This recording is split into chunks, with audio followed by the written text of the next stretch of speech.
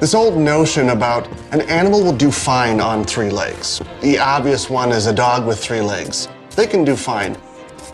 I think an animal could do awesome with 4 legs, one of which, or all 4, happen to be prosthetics.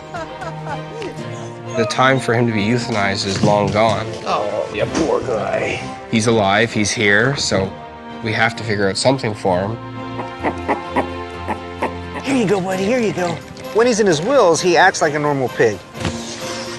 This is a very serious injury. There's no handbook.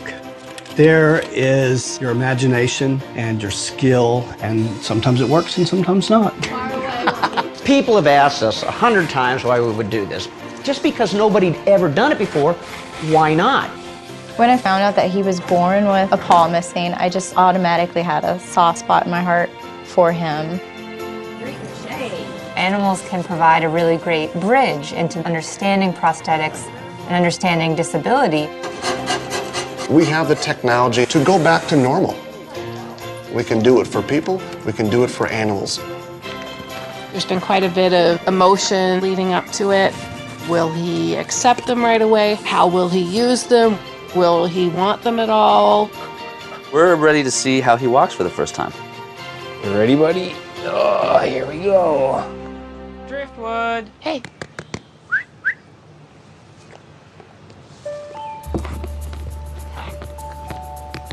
Oh, you're a sneaky boy. Driftwood is a 5-month-old border collie puppy who was born on a sheep farm in Nova Scotia. Do you want to play with this? And around the time of his birth, he lost 3 to 4 inches of the bottom of his back legs on both sides. They're bred specifically to work. As crude as it could be to say, the time for him to be euthanized is long gone. He's alive, he's here, so we have to figure out something for him.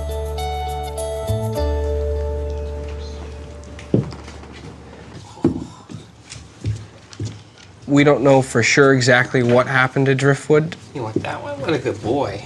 Good choice. It's thought, though, that his mother accidentally nipped off the back feet just after birth. His feet would have been quite tiny, and they would be covered in placental liquid. She was a first-time mother and was apparently quite meticulous about cleanliness with her puppies. I think the fact that we're now rethinking many of those cases of euthanasia shows you how far we've come in terms of our relationship with animals and how we view animals and what rights we think animals should be afforded. It's definitely presented some challenges. Good boy. You stay there. We have to be very conscious of the surface that he's walking on. He isn't able to get much traction on a slippery surface. Oh, that one didn't work too well, you poor guy. Come on, buddy. Oh, whoopsie.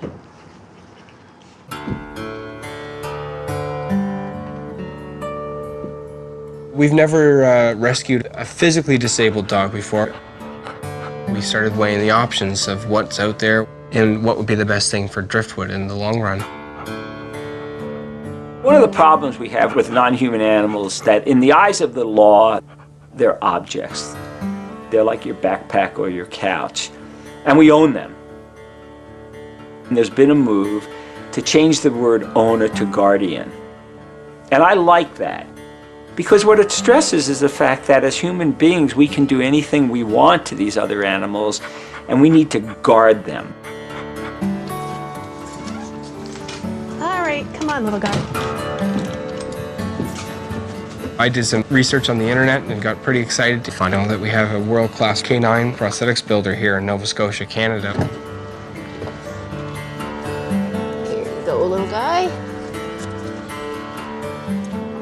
We think that the prosthetics will give him a much better opportunity for a better quality of life.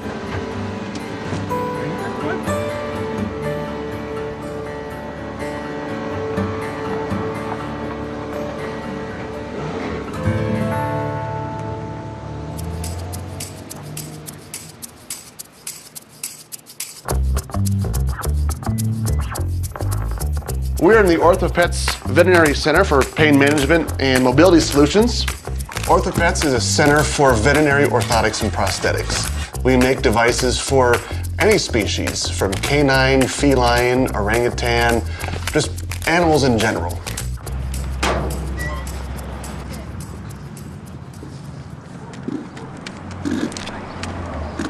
This is Tripod. He's had his prosthetic now for about 6 years. He's done very well, and he can get around and live like a llama. Good boy. All right. Okay, Tripod, welcome back. We've seen a dramatic increase in how many patients we get to help. Right now, we're treating 1,500 patients a year. Okay, so we'll slip off his leg. Over the last decade, experiencing the movement shift in animal medicine to saying, you know, we can actually do some pretty cool things. It's been a really neat way to say, maybe as a society, we're not just looking at animals as discardable. So we're gonna add a little bit of extra Velcro in here. We're looking at them as, you know what, we can do things to help, whether that be through prosthetics or adaptive devices. Hey, Pennies, come on over, come on over. Now the question about does it actually make the dog happy? When a dog is very defensive and it cowers and it doesn't want to do what it used to, and then you apply a prosthesis so they can go back to normal life, and you see them back to eating, they're very social, they want to go out and greet the other dogs. All right, Pennies, show me what you got. There we go. Well, you can tell there was a definite behavior shift. And it happened after they had their prosthesis applied, and they've learned how to use it. So if we could say that's happiness for a dog, then absolutely. Well, Penny, it was great to see you hobbling in, and now let's see you go running out. Go run on your way home. Have some fun. Prosthetic design is all about what does this individual patient need. The first step, a fiberglass impression of a leg is made, so right on top of the dog's leg, and we fill that with plaster of Paris to recreate the dog's leg. You've seen the fiberglass impression, but you just really don't know what the patient's leg actually looks like. So this is an exciting moment when we go through the manufacturing of any of these devices, where you actually get to meet, essentially, your patient for the first time.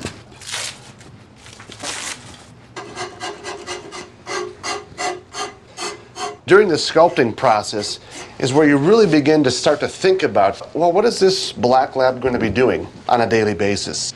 This is a dog who lives with a family with some kids, and they like to go outside to the park, and they run around and they play ball.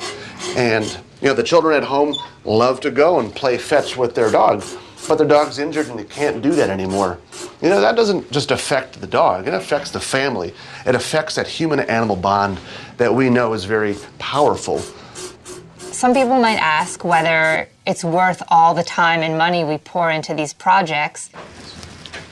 But there are cases in which prosthetists working with animals have actually made breakthroughs that are now being used in human medicine, that are helping human amputees. And so, if that's what you care about, then working with these animals can often lead to breakthroughs and improvements and advances in human medicine. This old notion about an animal will do fine on 3 legs. The obvious one is a dog with 3 legs. They can do fine. I think an animal could do awesome with 4 legs, one of which, or all 4, happen to be prosthetics. We have the technology and the means to go back to normal. We can do it for people, we can do it for animals. This is Crispy Bacon. Crispy Bacon is my little buddy. When I first got him, he was a day old and about a little less than a pound. Now he's a big pig with a big appetite. Crispy Bacon is probably the most adorable pig, you know, I've ever seen. He is an inspiration, a fighter, and one heck of a good friend. So here I tickle him because for some reason, he likes this, and it kind of flips him over on his side, and we can get a really good view of his underside. So Crispy Bacon was born with an abnormality where his hind limbs are in a flexed position and the joint is actually fused in this position, so he has no extension. So having this joint fused and this joint fused, he can't extend the leg, therefore he can't stand up. So when it comes to moving around, you know, this is where his limitations lie. All right, follow me, come on.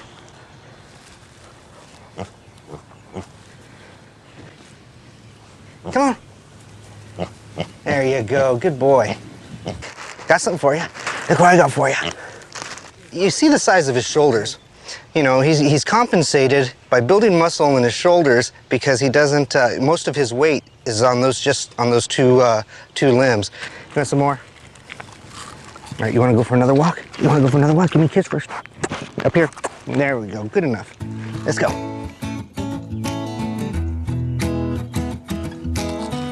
Crispy Bacon's story starts with a visit to the veterinary hospital that I was working at.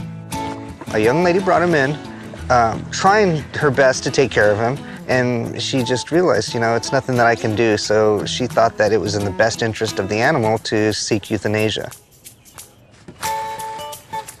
So I said, okay, I'll tell you what. If you surrender him to me, I will do everything in my power to give him a good life. So I don't know what it was that made me say, I'll take this pig. The words just came out. Never once have I regretted it since. So the method to my thinking as far as how I decided I was going to treat this animal. Some sort of prosthesis, legs, some sort of tripod type. I mean, a lot of these ideas went through my head. Wheelchairs have been around for a long time, and they're very successful for a lot of animals with similar abnormalities.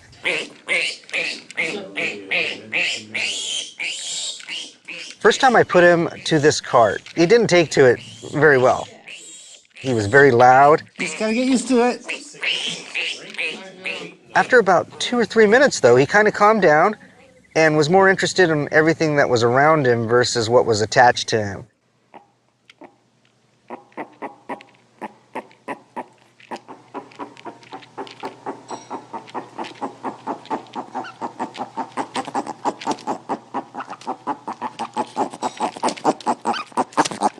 So this is the original wheelchair. This is the one that I built with my son's toys. This was the neck piece that went around his neck. This went around his belly. This was the length of him, and his bottom sat down right here. And this is how big it was, and I would say he's grown a little bit since then.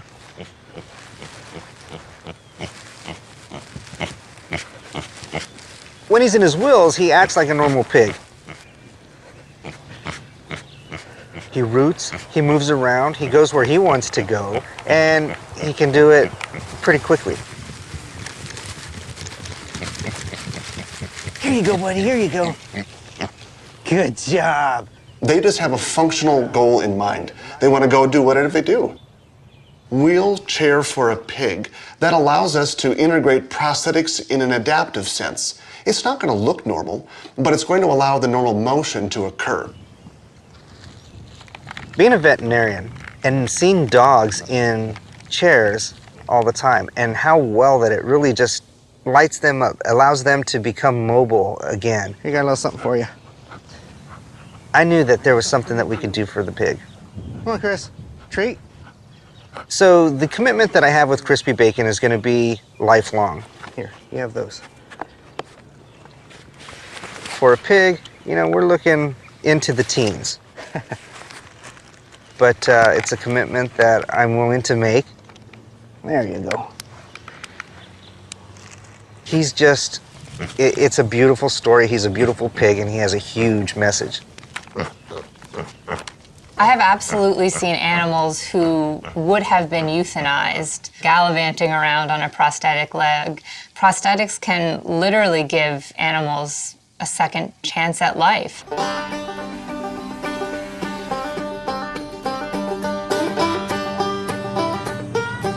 Molly! We got a busy day today, my girl. You ready?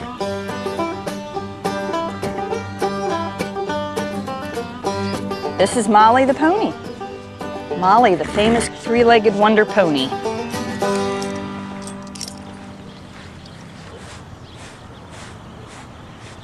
Molly is a pony that I rescued after Hurricane Katrina, who was subsequently attacked by a dog. And her leg was chewed off so badly that it had to be amputated and a prosthetic applied.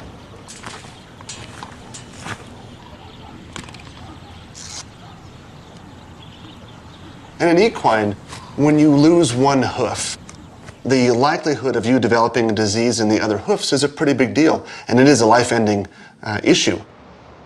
Such a ham, huh? Yes. The rest of the good legs go bad with something called laminitis or founder. The typical thinking is that when a horse breaks a leg, damages a leg in some way, shape, or form, it's usually a death sentence. That's a good girl. An injury like this, you know, not even like being able to patch the leg together, Like that girl. it seemed very hopeless. You have a pretty short window of opportunity to get that horse walking on all four legs as quick as you can, so you don't develop the laminitis. So getting the horse through amputation to the prosthetic before they develop their compensatory damage, that's the big challenge.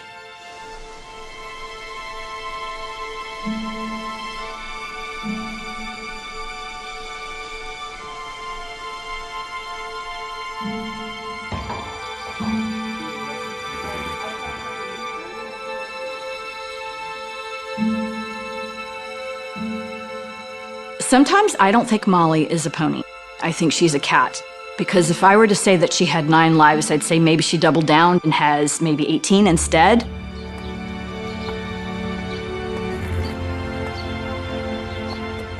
You know, she made it through the hurricane, the flooding, the dog attack, and then she survived the surgery subsequently to that.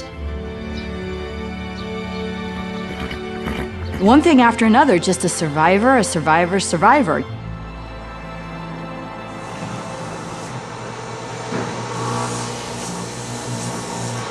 I've been a prosthetist for 17 years. I've never dealt with an animal before. It was a phone call from one of her vets, see if I can help out a 400-pound pony that's missing a limb. So that's how she came, and that's how I have her. Hey, Dwayne. How are you? I am really good. How are you? Good. Hey, Molly. How are you, girl? Dwayne, bless his heart, he'd never watched a 4-legged gait. It was only human gait, 2-legged. Well, what's going on today? And he got down on his hands and knees and watched her and made that first leg and then made the legs after that and has just been a true angel on our shoulders. See, I don't use this one on her particularly a whole lot. If I see that one's rubbing too much, I just... A lot of people ask me, you know, what are you doing and why are you taking on such a project? It looks to me like for... And it's just like humans. I mean, I'm here to help anyone. It gets too close to the other front leg. Okay. She survived a gruesome accident, and I think it was worth the effort to keep her going. It can get so sticky morally. You know, you go, what is the right to live? It can get into such a debate. And my viewpoint is that Molly makes it quite clear to me that she's happy surviving right now. And that's what's important. Good girl.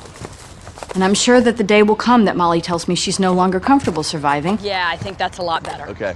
And we'll have to cross that bridge when we come to it. But for right now, I know that pony.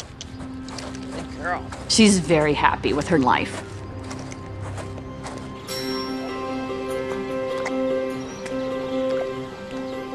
When I look at Molly, I totally do not see a disabled pony. I see a pony who needed some help to survive in life, who is now not only surviving, but giving back. All right, Miss Molly, here to visit the folks at Miss Anita's. Good girl. Great shade. Molly here was a pony that was stuck in Hurricane Katrina, and Miss Kay went and got her, okay? But then after that, Miss Kay helped to rescue a lot of other animals. Would you guys come up and help and brush Molly some? Would you guys do that for me? This is the Greater New Orleans Therapeutic Riding Center for kids with, you know, different sorts of disabilities. I'm brushing the pony. Very good. She likes that. Here you go, buddy. See her again? Go for it. Molly comes along and says, hey, look at me. I'm also differently abled and, you know, I'm going strong, so you should too.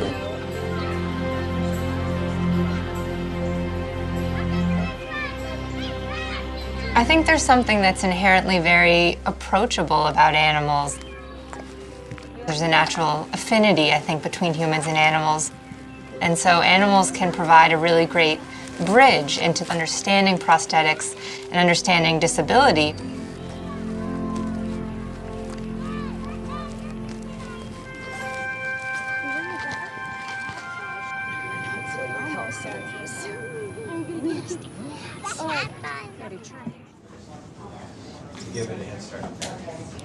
He's grown, eh? 25 pounds. It's important for driftwood to have two prostheses because besides the obvious, there's no legs, it certainly does have an overall impact on the spinal alignment. It's affecting the neck muscles, it's affecting the two front shoulders and the two front carpal joints as well. Oh. So he would either have to go into a wheelchair, which would limit his mobility and is not really what he needs, or we help brace up the two back legs so he can be more functional as a four-legged dog. All right, let's check him over before the surgery. Come here.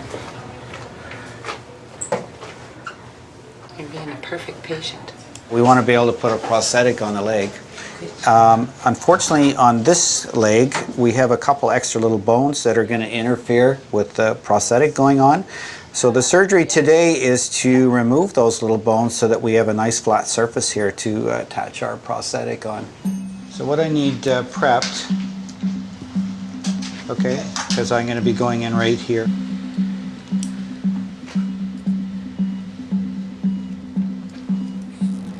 Is that going to work for you, Jeff? Yeah, that would be nice. Perfect.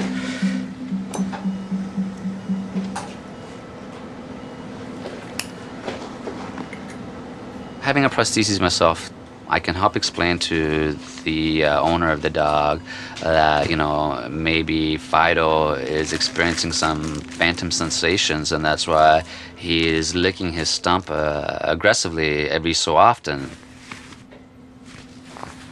So knowing that myself, those kinds of experiences that really only the patient can fully experience, and the fact that we can't talk to the dog, that makes it that much easier for me to allow the owners to understand what's going on.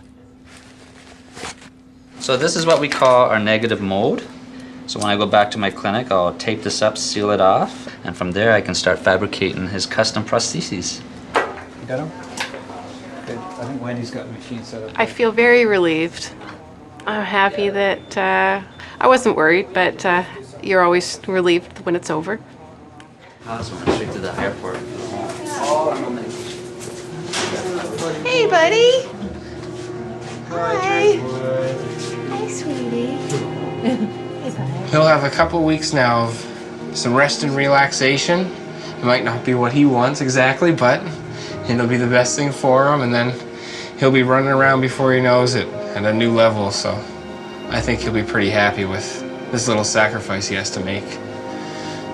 Won't you, little buddy? Yes. He's a good boy. Jeez, Louise, you're so calm. Hey, Rippy, come on over here. You want to come? Oh, good. That's good. Come on, honey bunny. Yay. Rufus is a little 2-year-old golden retriever who was abandoned in a field in Long Beach, California.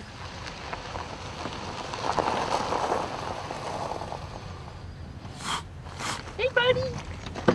Oh, my little Wolfie.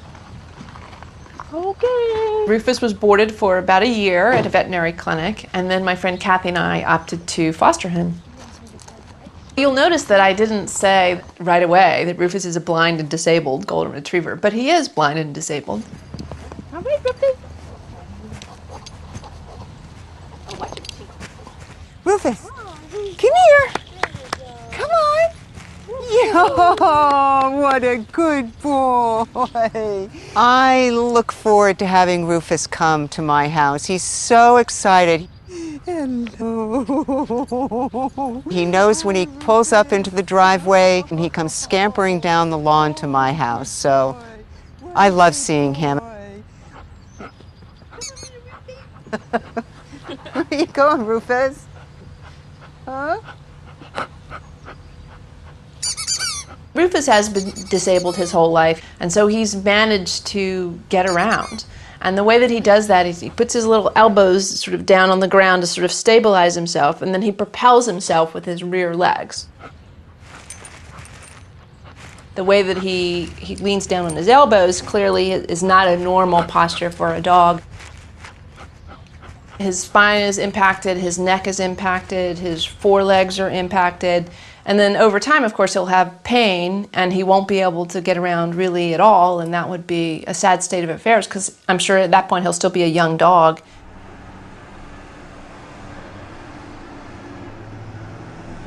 We're trying to develop the muscles in the front legs so that they don't atrophy.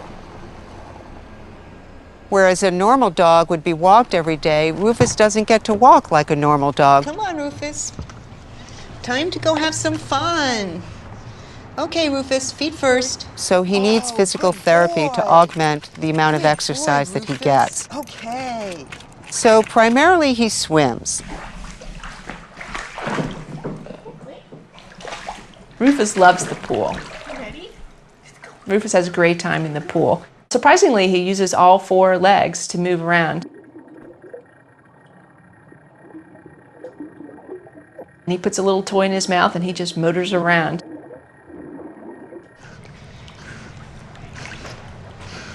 He's swimming all on his own.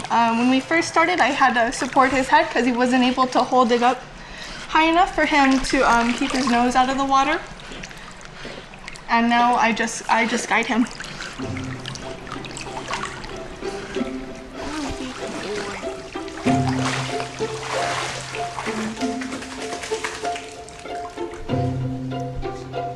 Good boy, Rufus. Good boy.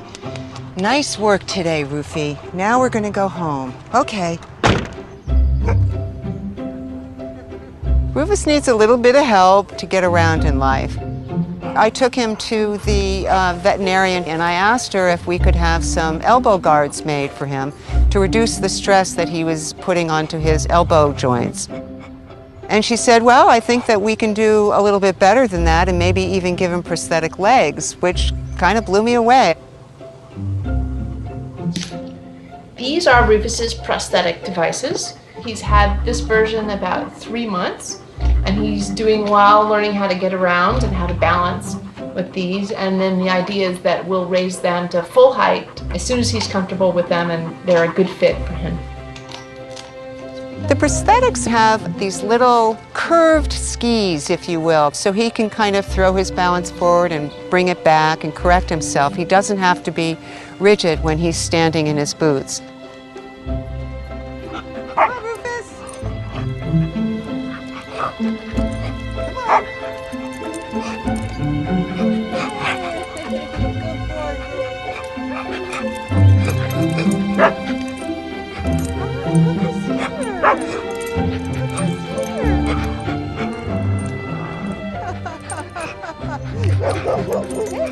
I really don't see a disabled dog. I think of it more like an elderly person. You open a door for an elderly person. It's not like there's anything seriously wrong. He just needs a little extra help.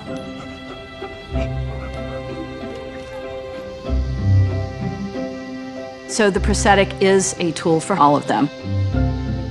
But it's like the saddle, it's just a tool, you know what I'm saying, that has helped her get through life. I mean, it's an important tool, but I definitely don't look at her and go, oh, disabled pony. Not at all. All right, buddy, ready to go get some exercise? Let's go run around. Crispy Bacon is far from disabled. He is enabled, like this. I lift his back end up. He is not handicapped. He is a blessing. He is ready to go. So there's a huge inconsistency in how we view animals in the animal kingdoms. Things like alligators don't tend to arouse as much empathy in us as things like cats and dogs and cuddly, furry mammals. But I also think that just because an animal's not cuddly or cute doesn't mean it's not deserving of whatever aid or assistance we can provide. This is Mr. Stubbs. He came to us in 2008, and as you can see, he came to us with a tail that had been bitten off by another alligator. It was probably a tremendous amount of trauma at the time, but you know, he survived it. So what we're doing is we're creating a tail so Mr. Stubbs can have a functional life. Come on, Stubbs. What we're seeing here is a very irregular walk. You can see how he's swinging his hips so far. There should be a tail holding that spine straight right now. An alligator's tail is probably the most dynamic thing next to the jaws. It is its balance, and without it, there's no propulsion through water.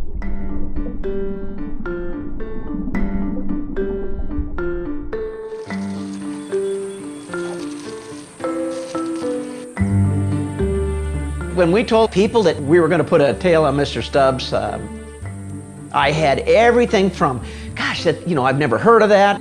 I had a gentleman ask me, well, why would you do that? My thing on this, to be honest with you, I thought, you know, here is a little guy. He's combated all possible odds for him not to be here. And I think the guy just needed to catch a break. This is Mr. Stubbs' brand new tail.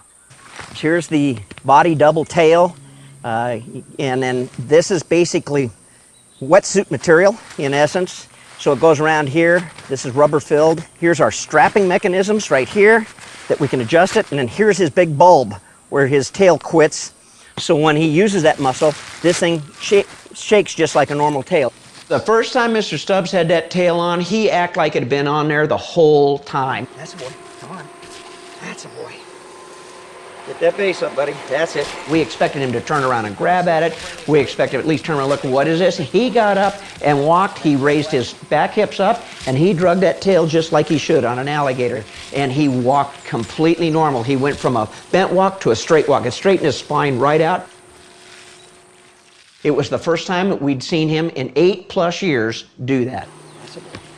In my opinion, he walks exactly like the other alligators. But to prove it scientifically, we had to bring in some experts. And here is Mr. Stubbs, ready to star in his motion capture experiment. What I'm interested in is how we can learn something about what role the tail plays in normal locomotion for an alligator, and then turn that around, and as we learn each bit, improve that prosthetic tail that we've made and get Mr. Stubbs closer and closer and closer to normal locomotion and a better quality of life. So right now we're going to do a motion capture study to take a look at Mr. Stubbs and see if that tail that we've made for him has really done what we think it's done in terms of improving his gait, his walking. So we're going to use these motion capture cameras here, and these cameras will give our computer a three-dimensional representation of Mr. Stubbs walking. You go right ahead and hold him. So each one of our markers is held on with double-sided tape. So our computer system can then tell from each of those cameras where those markers are in three-dimensional space.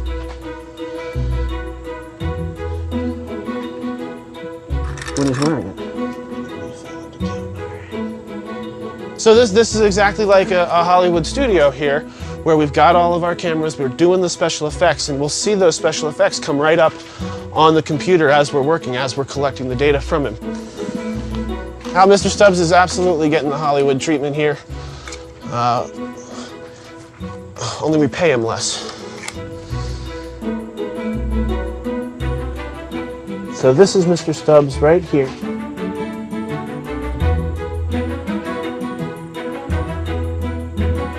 And now we're ready to go and watch Mr. Stubbs walk. Oh, not that way.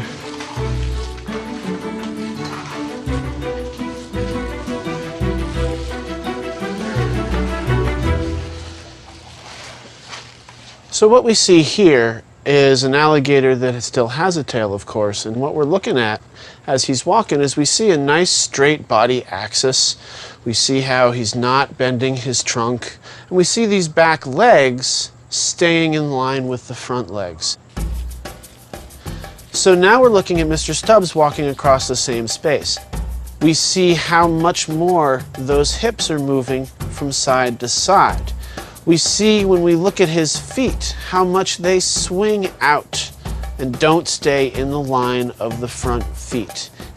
So this is what happens when we take our computer data and we start to compare it statistically. So what we have here is Mr. Stubbs on the left and that alligator with his tail on the right. We can say, for example, that his hips certainly are swinging more significantly from side to side here than they do in this alligator where the tail is in place.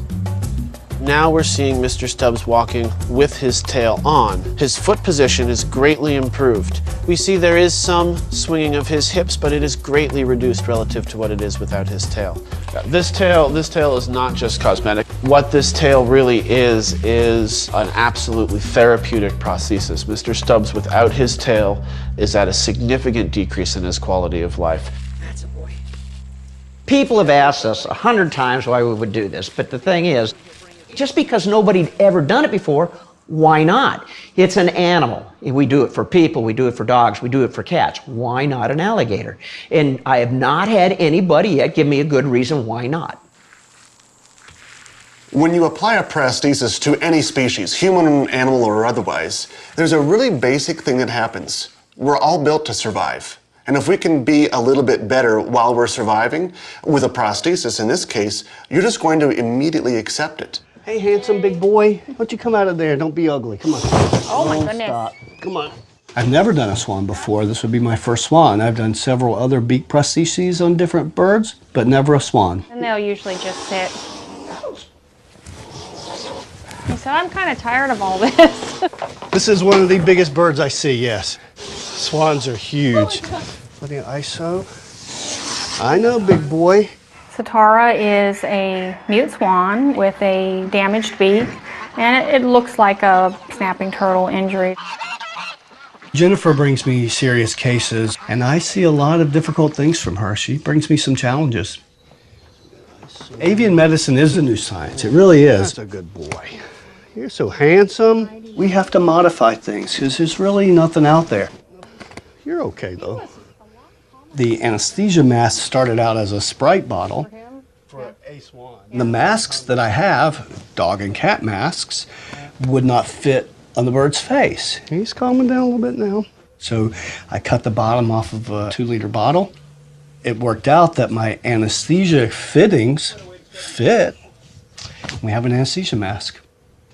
It'll stick out weird. This is a very serious injury. The beak is deformed from the injury to begin with. That's a major issue. A bird's beak is very, very important to their life in every way. The most important thing, obviously, is eating. What some people don't think about is birds have to preen, and they use their beak almost exclusively for preening. So the feathers are vital to life, and to keep the feathers healthy, they need a beak.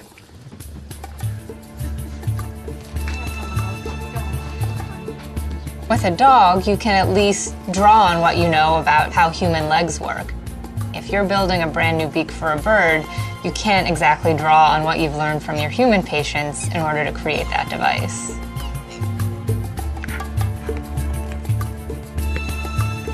The way we construct a prosthetic beak, we're going to put pins in, and these pins are designed and used for orthopedic procedures. If you have a broken bone, I use the pins more as a scaffolding or a skeleton. We have to think outside the box all the time. Yes, we do. There's new situations that come up, and if it hasn't been seen before, we may not have the equipment for it. And so we have to think, well, how would this work? Let's try that. And sometimes it works and sometimes not. We use an acrylic it's really a dental acrylic. I am using this mold and pressing this acrylic down into the mold to get the shape. And then we're going to put it on this beak. Kind of hold the head up for me, please.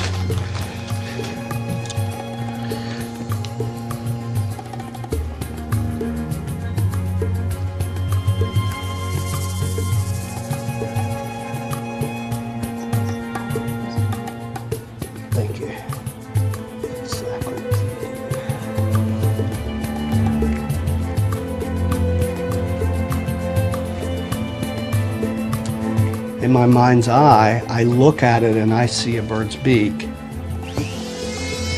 And so I sculpt the beak and I just shave off what's not supposed to be there.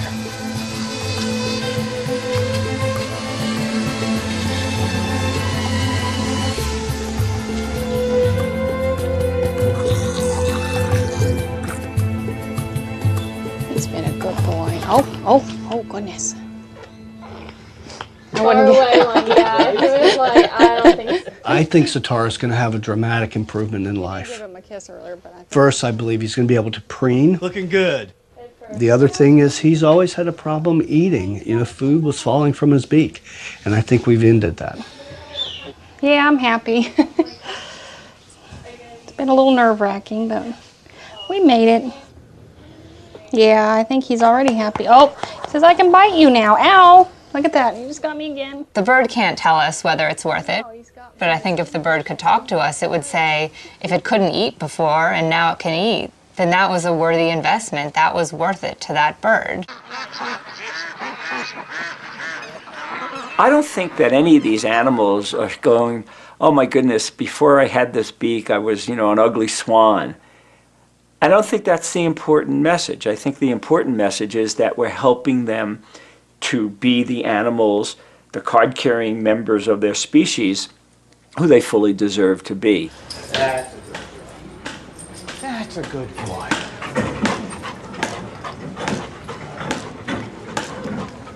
We're at the Children's Hospital in Tampa, Florida. And this is Journey. He's part of the pet therapy program here at St. Joseph's Hospital. And we're here today to visit with some of the children. Let's go. Come on. You can give him a pet on the head if you want. There you go. How does that make you feel? How does he make you feel seeing Journey? Brings a smile to your face, doesn't it? Yeah? He's soft. He is a soft dog, isn't he? Okay. Journey is a very loving, giving dog. He engages with people. And as we saw today at the hospital, people just stop and they're just attracted to him like a magnet. You say hi, Journey? There you go. Oh, you're so sweet. Journey just had an infectious personality from day one, and it was obvious he'd make a great therapy dog, with or without a prosthetic paw. The prosthetic paw certainly enhances his story. It's never slowed him down. He's never stopped. He's completely adapted to his circumstance, and I think that helps him connect with patients. Hi. Somebody said you wanted a little visitor, huh? They understand that he's overcome some degree of adversity in his life, and I think that helps inspire people. He just loves to have his belly rubbed. You're not really supposed to get on the bed, but we'll let you get away with it so that you can get a better view of Journey. Yes, I know. We'll let you get away with it just once. I told her I saw a dog with the leg and in the hallway, and she said, "Where is he? I want to see." So I told her that I think he's coming to her room. So she was really happy that he came over because she wants to be a veterinarian when she grows up. Journey made me feel better by coming in and giving me a smile.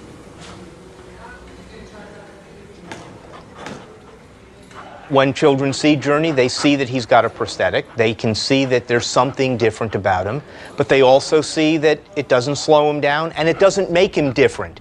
He may wear a prosthetic, he may be missing a paw, but he's not different. He's got a special gift that he can give to people, and adults and children certainly relate to that. Come on, let's go.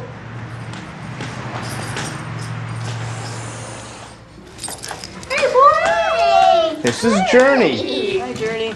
Journey has been part of the West Coast Brace and Limb family for several years now.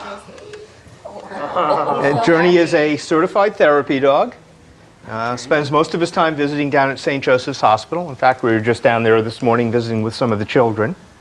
And then we came up here to visit with you guys. When I first saw Journey and I found out that he was born with a paw missing, I automatically had a soft spot in my heart for him. You know, I was born with a birth defect of one of my legs, which is pretty rare. And When I was a little girl, I had always fantasized about having a dog or a cat with 3 legs. And so when I saw Journey, and he's just so, and it's not just the fact that he has 1 paw, it's just that he's so gentle and really connects with people. I think from Journey we can learn that there's sort of a commonality that not only all people share, but all beings share. We all have struggles, we all have challenges, and we can all relate to each other if we open ourselves up to the opportunity. No matter what situations we're in, how different we may seem, even 2 different species. Yeah. There's a commonality that ties us all together, and that's the beauty of life, is finding that thing that we have in common with each other. Woke up in the hospital in Germany and I saw that my chest had staples in, mine were still there. Listening to the folks today, it really kind of pulled at my heartstrings that they're right. They couldn't stop all the bleeding. That dog has will and perseverance and courage. Yeah. And all your organs were bleeding. So I was like, whoa.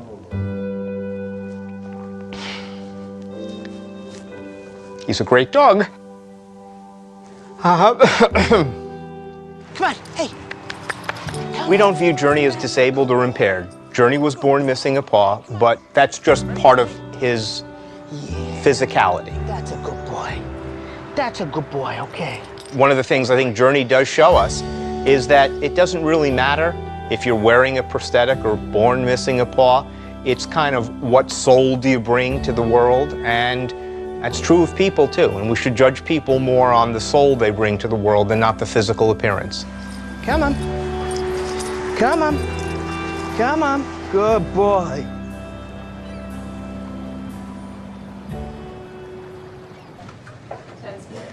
Morning. Morning. How you doing today? Good. What's the last name? Today is Drift's leg day. It's been about a month since Drift had his initial surgery to remove part of the bone fragment. He's now 6 months old, so when you take a 5 to 6 month old border collie that would typically be into everything and jumping around and playing and all of that, and then have to try to restrict their activity, that's kind of stinks for the dog. So he'll be getting his new back feet today, and then the process of him learning how to use them and walk on them will be starting. Oh, I Drift was nice. It's a really exciting big day, yeah. Yeah, so let's try this one. Hey, buddy. You know, once he does this a few times, you'll understand what this is all about. Yep. So It's a learning process.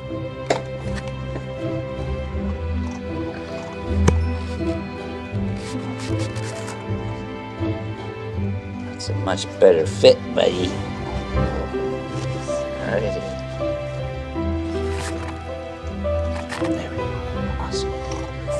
There's been quite a bit of emotion and curiosity and all that leading up to it. Will he accept them right away? How will he use them? Oh, look at you. What a good puppy. Driftwood. Will he want them at all? It's been a long time coming, so we're pretty excited. So we're ready to see how he walks for the first time. Are you ready for this? You ready, buddy? Oh, here we go.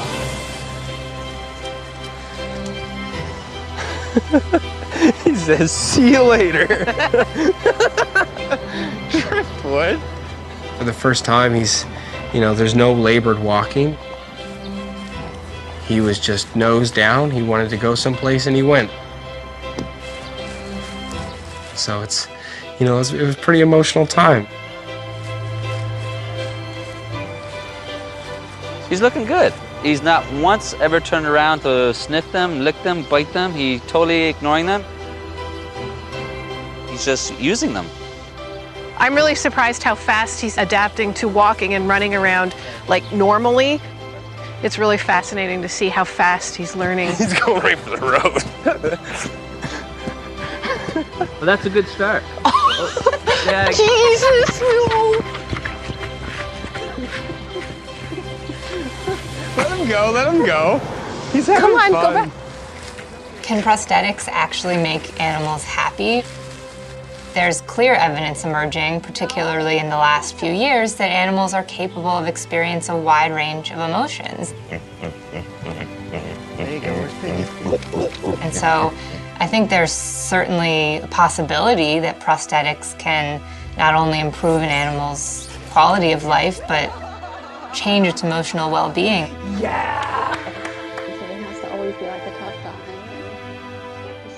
A general question people ask me all the time is, why care so much about non-human animals when there's so many human animals that need help?